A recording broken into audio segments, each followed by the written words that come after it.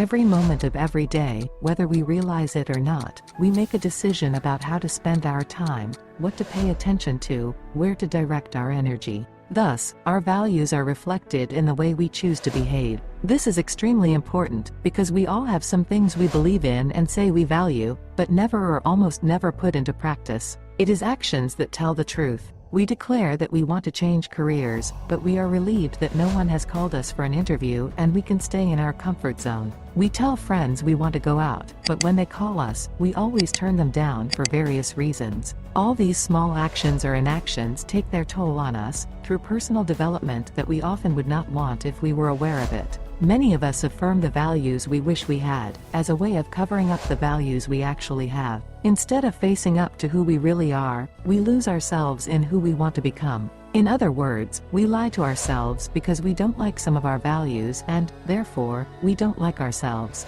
We don't want to admit that we have certain values and wish we had others. Many of us only start thinking about values and what is really important to us when we go through difficult times, such as trauma or prolonged stress. Those are the times when we feel like we are losing control of our lives and want to find ourselves because we feel like we are not living the life we want. We may want to be at the beach, swimming in the ocean, but the overwhelming demands of our work or family make us feel like we can't have that desire. At such times, it is important to step back from the turbulent and stressful forces and be an observer of our lives. In this way, we can create a clear perspective on the life we have and the life we want to have. Then we can ask ourselves, are we really who we say we are? Do we really care most about what we do each day, or have we started to question our decisions and priorities so far? Have you ever felt like you couldn't get along with someone no matter how hard you tried? Or, conversely, get along so well with someone you've just met that you wonder if you've known each other all your lives? Or maybe your husband has become angry for a reason you don't usually give a damn about.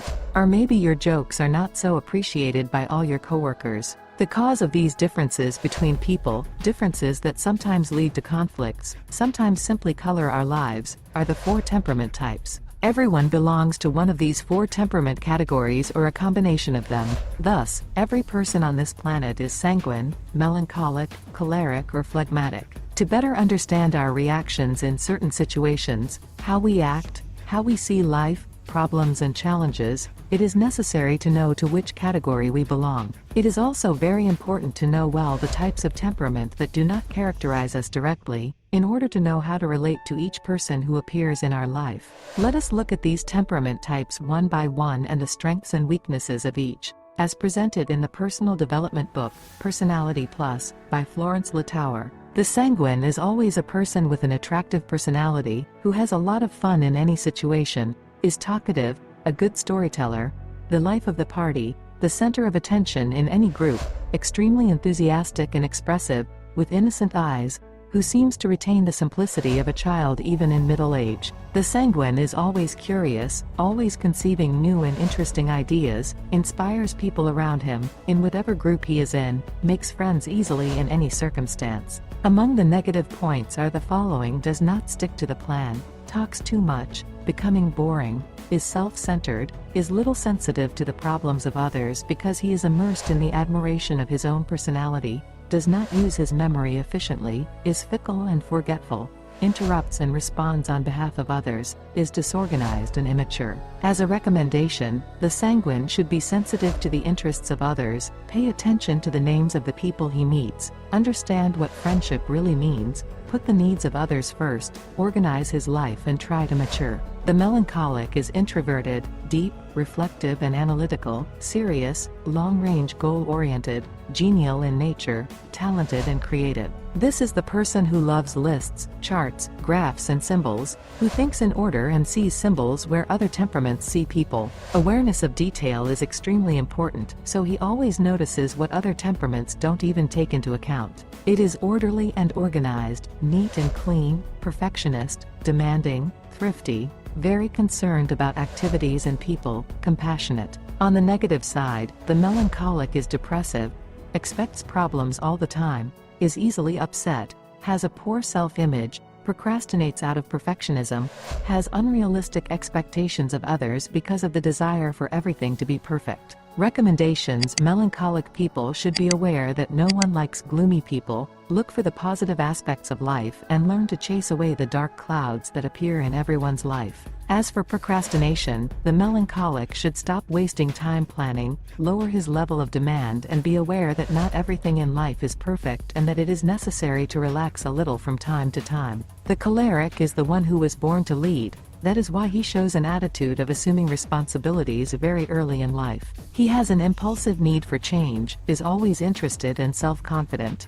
Strong and decisive character, can coordinate anything, goal-oriented, good organizer, delegates tasks, excels in critical circumstances. Negative points are choleric dependence on work, need to control situations and people, not knowing how to deal with people, being impatient, being a counselor even when it is not appropriate. He is disliked because he never does justice to anyone, does not apologize, and does not know his faults. Recommendations: the choleric must learn to relax, stop pressuring others, stop treating others like puppets, stop manipulating people, practice patience, stop polemicizing, examine his weaknesses and admit that he is a human being subject to mistakes. Only then can he become the strong being he thinks he is. The phlegmatic is the one that gives stability and balance to the other three typologies. It is the temperament type that is easiest to get along with.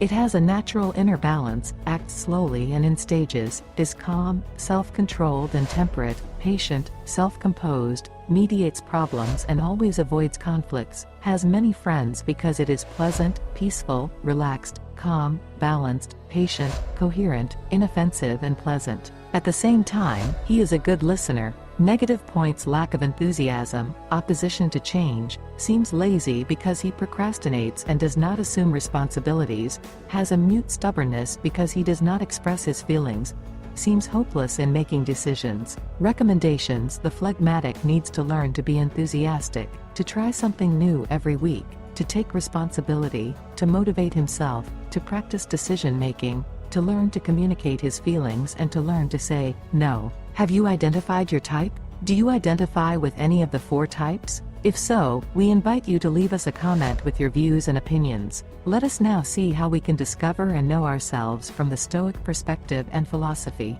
In the search for herself, every woman travels a path of self-understanding, a fascinating and often unsettling journey that leads us to the discovery of our authentic essence. Drawing inspiration from Stoic wisdom, I offer you a journey through thoughts and emotions, hoping to guide you toward deeper self-knowledge. Self-knowledge begins by asking ourselves questions, turning our gaze inward and listening to our inner voice. In the stillness of our mind, in the contemplation of our days, we begin to notice patterns, tendencies and desires that define us. This self-reflection is an essential step toward true self-knowledge. However, to fully know ourselves, we must be open and accepting of all aspects of ourselves, including the darkest and most vulnerable. It is a journey into the depths of the heart, where we recognize our fears, our feelings and our innermost desires. By accepting these aspects of ourselves, we encounter our authentic truth. Stoic philosophy teaches us to focus on what we can control and to accept with humility what we cannot change. In the search for self, this principle is essential.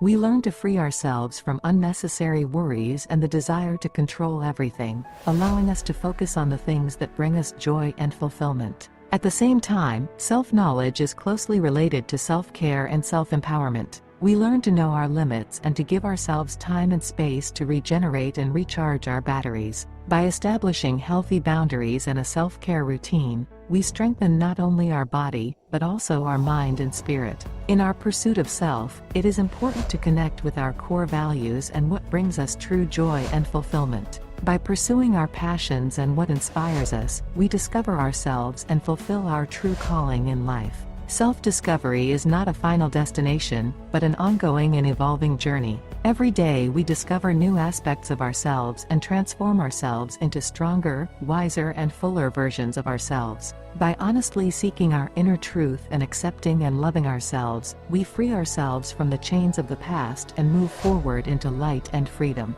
Dear Stoic woman of the 21st century, in this tumultuous world, I address my words to you with all the sincerity and warmth of my heart. You are a special being, imbued with the ancient wisdom of Stoic philosophy and shining with the powerful light of your courage and authenticity. Every day you strive to maintain balance, remain strong in the face of challenges and live in harmony with your values. I deeply admire your inner strength and your unwavering determination to walk your path with dignity and grace. In the quiet evening light, when the world stops for a moment, I remind you that you are a light in the darkness, a beacon guiding others in their search for truth and inner peace. In every decision you make and every action you take, you reflect the beauty and strength of a Stoic woman of our century. Thank you for sharing this journey with me and for showing me that, despite the difficulties, we can always find our way to light and wisdom. I remember with gratitude every conversation, every virtual hug and every moment of deep connection we had together. If you found yourself in this video, I gratefully invite you to subscribe to this channel and share the content with whoever you think needs to hear it. I look forward to your comments. I embrace you with love and gratitude.